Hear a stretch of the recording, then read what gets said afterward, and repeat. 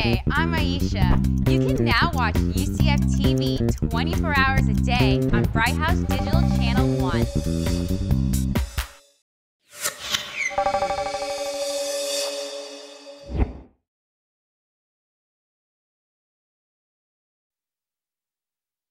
This program has been made possible by a grant from the UCF Office of Research and Commercialization. The UCF Office of Research and Commercialization is committed to moving the discoveries of our faculty and students from ideas to innovation to realization. By moving research from the laboratory to the private sector, we are helping to diversify Florida's economy and helping to bring high-paying jobs to our state.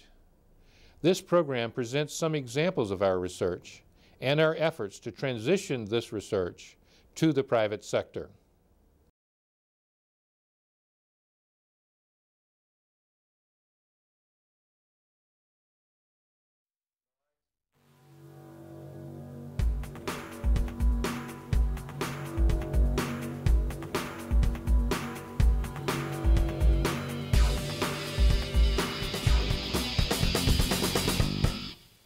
Hello and welcome to Zenith.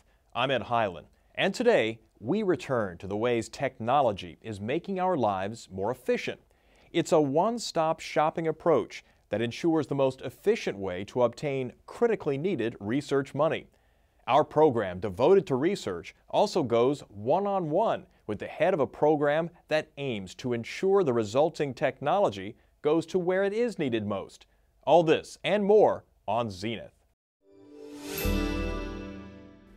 The mission of the Office of Technology Transfer at the University of Central Florida is to proactively facilitate the transfer of technology from the university to the commercial sector through enlightened technology transfer policies, processes that efficiently and effectively reduce off-the-shelf technology inventory, and dedication to customers and being easy to do business with. Our guiding principles are development of intellectual property assets, licensing them into the commercial sector, which leads to a return on investment for the university. We envision an eventual contribution to the economic development within the Central Florida region, the state, and the nation. UCF will be recognized as a contributor and leader in the future economic performance of the Central Florida region.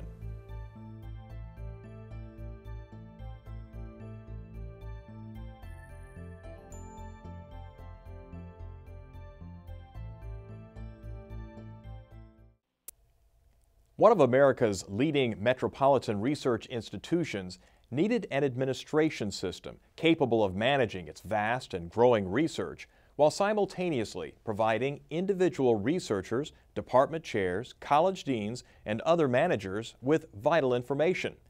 Their previous system was antiquated and had reached its operational limits. Frustrated and not being able to find a suitable alternative, the University of Central Florida turned to its own UCF researchers who had developed a highly flexible information cataloging system for the U.S. Department of Defense. Thus, ARGIS was born. UCF researcher Dr. Vimal Desai liked ARGIS so much, he helped license the technology to New Mexico State when he took over as their Vice President for Research. So first of all, let's suppose that you have an idea and that you are not necessarily an expert on all aspects of that idea, but some aspect of that idea. So you probably want to find out if this university has anybody who has worked in this area before or even written a proposal in this area before, right? And so you can just do a search and say, okay, now you found 12 people in this university who you never knew about, in colleges that you never would think about, who had written proposals in similar area. ARGIS will let you find that information yourself, right? So you don't have to go to the research office and say, by the way, I'm looking for this information. How long will it take you to give me that information? I mean, you can just do it right there on your desktop. Okay, once you have that information, then it's up to you to decide who you want to contact, who you don't want to contact. The second question you may have is, well, which funding agency should I go to, right? And so you can actually say, well, by these 12 people, which agency did they write to? So you can find that information. You can also say, okay, well, I think I know where I'm going to go to, okay? Then you can say, what is the success rate of your university going to that funding agency for funding? How many people have actually applied to that funding agency? If you find someone who has and been very successful, you may want to talk to that person, although it's in a different area. What appeals to me about that is that it's a PI-based system, and therefore it's different than anything else that I have seen, at least, that I think is commercially available. And because it's PI-based, when I became the vice president for research, my idea was to get this system to the people who really want to use it on a daily basis, right? So I mean, you know, this is not something, it's of course something that will be an administrative tool for me as well. But I was really looking for something that can help faculty members or PIs, principal investigators, perform their task in a much, much easier manner. And so I'm trying to smooth out all the hoops that they may have to go through, even to find out how much balance they have in their account to play with. So in that sense, I think ARGIS is very powerful. More powerful in the sense that it can make the life of a PI much easier. And that's my goal. As a vice president for research, I want to make sure that our PIs get the best resources in their office, on their desktop, rather than trying to wait to get an answer or something like that. It's not that we didn't have the answers, but then we have to depend on somebody to find time in the research office to go through and figure out what exactly the answer this guy is looking for. And any kind of expenditure is going to look pretty big. But if you think that this is an investment that's going to bring us a lot more dividend, basically, then I think that there is no question that systems like ARGIS can be extremely beneficial. New Mexico State's research program rivals that of the University of Central Florida at more than $120 million annually. When we come back, more on technology transfer from the head of a center devoted to making it happen. You're watching Zenith on UCF TV.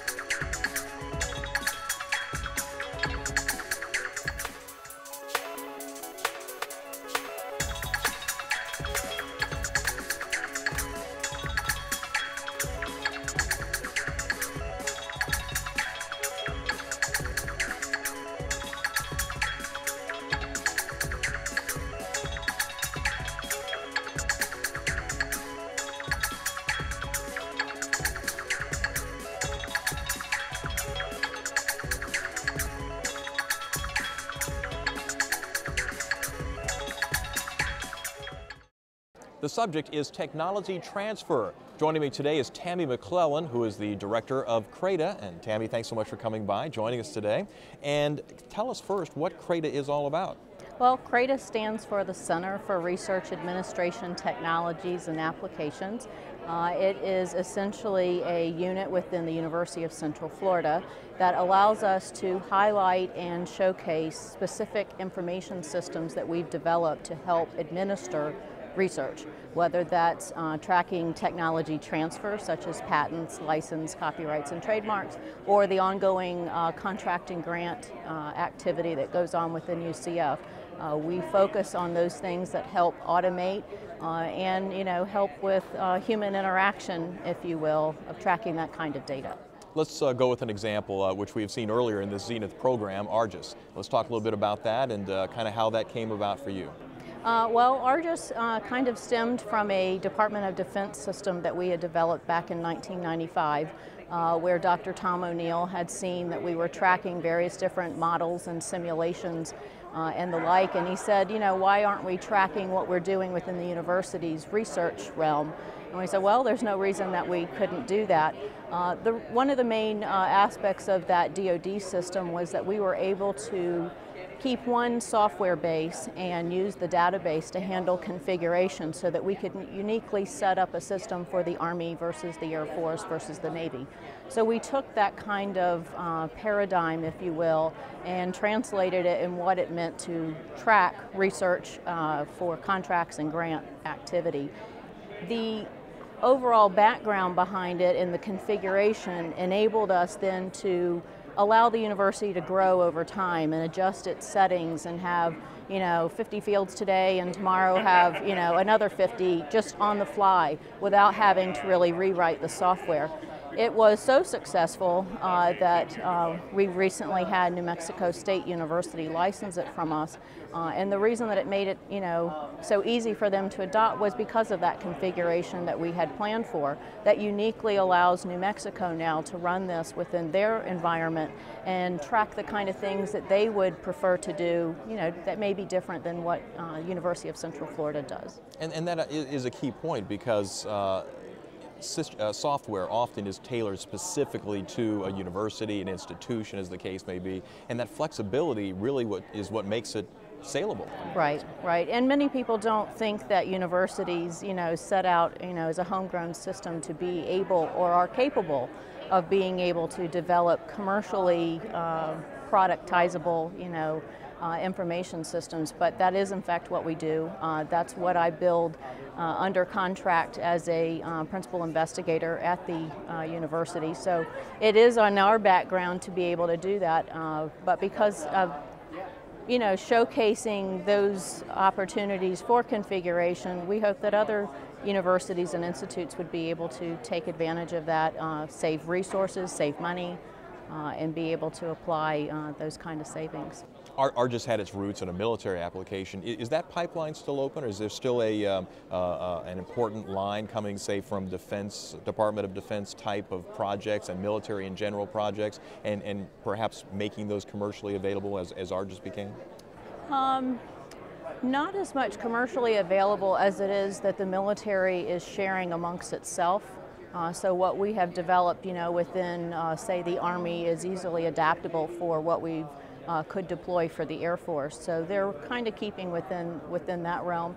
ARGIS itself, of course, although the genesis came from the systems that we did for DoD, it really became its own animal, as we got into developing unique modules that, say, track hazardous materials or teaming agreements or technology transfer, such as licenses and patents, copyright. So we've kind of, grown away from what the original DoD system was, but we learned so much technology-wise and being able to, handle that unique configuration, that's why, we still give background that's where a lot of that came from.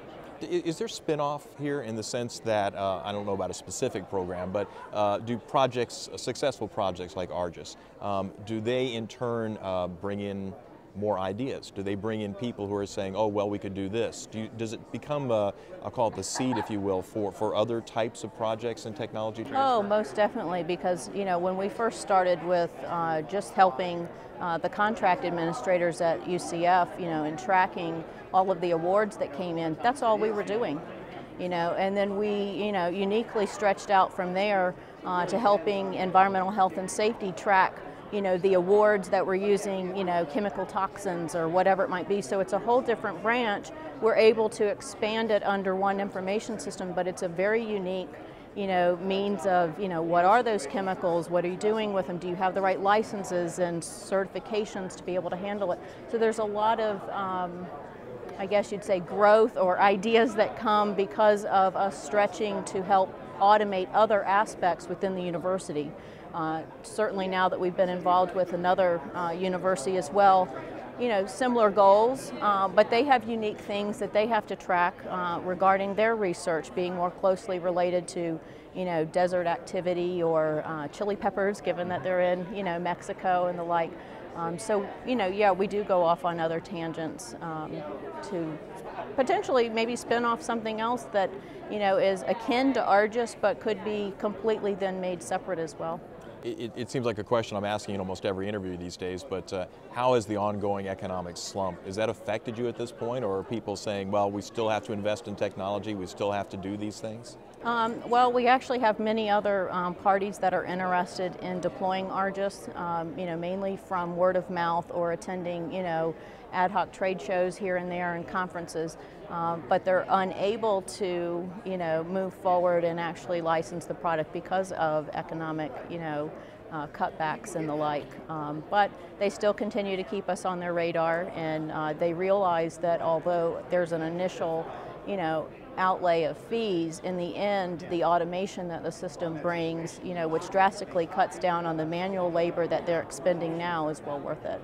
And so it's an investment that will perhaps even save them some money in terms of streamlining the entire process. That's right. For example, within our own university environment, upon getting an award, well, you need to set up an account number to be able to charge your time to. And just given the volume of research that UCF was experiencing, which is wonderful, but it may take 4 to 6 weeks to turn that number back around because the same kind of award data needed to be set up in the finance system that UCF had. Well, that was all manual.